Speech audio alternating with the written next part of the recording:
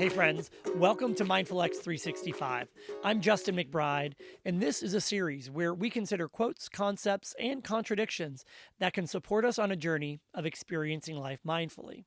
Today's consideration: rumination is constipation of the mind. Again, rumination is constipation of the mind.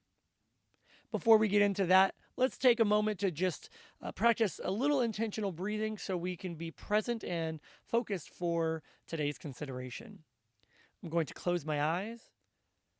Each breath, I will breathe in for 5 seconds, hold it for a moment, and release it over 5 seconds, pausing and repeating that process a couple times.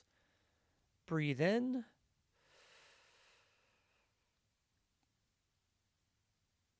And out.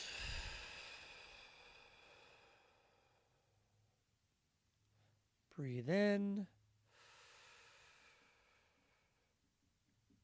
And out.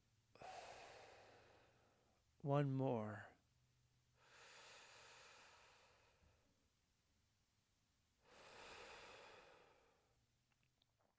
Thank you for joining me for that a little bit of intentional breathing. Let's remind ourselves of today's consideration. Rumination is constipation of the mind, or rather, rumination can cause constipation of the mind. Ruminating, just like kind of the record player on skipping or on repeat if you're listening to a CD, or repeat if you're listening to music digitally, right? When it's on repeat, it just kind of goes over and over and over and over. Sometimes it's appropriate to consider things a few times, but at a certain point, unhealthy rumination can block things up.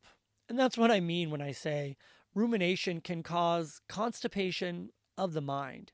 I think it's important to evaluate things that happen in our life because they can provide us insight into where we're at in the present and what might help us in the future. But when it becomes uncontrollable, or the loop becomes an uncontrollable loop, I don't think that there's a lot of value in that because it just blocks up any potential outcome that is going to take us out of that situation. Because rumination, we get stuck in what has happened versus focusing on what we can learn about what happened in our present moment and apply it there.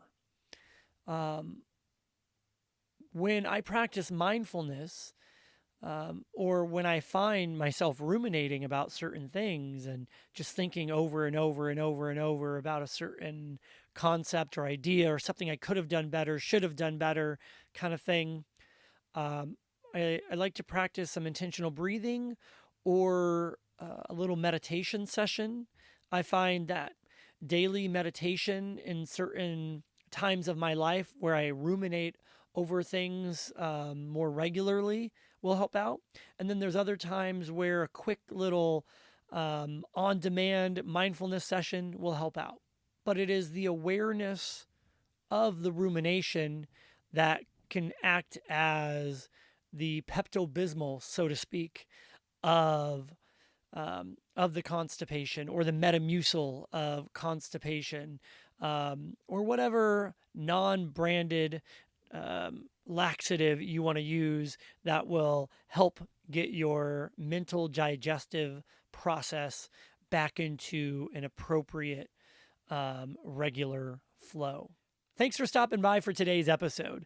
I want to hear what you have to think. Head on over to www.mindfulx.net, where you can contribute and find others' ideas as it relates to this and other concepts. This is our free to use, free from advertisement platform that supports people on their journey of experiencing life mindfully. Again, I'm Justin McBride, and remember, mindfulness is only a few intentional breaths away. I'm going to practice a little bit of intentional breathing myself right now. I invite you to join along with me for as little or as long as you'd like.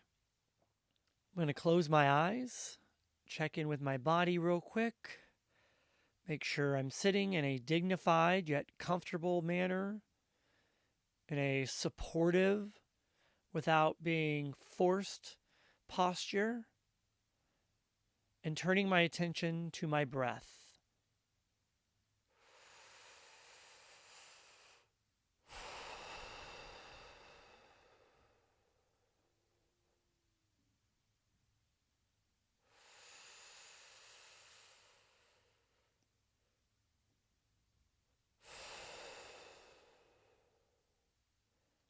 As you breathe in, take a moment to be intentional about the length of each breath and the pace of the breathing.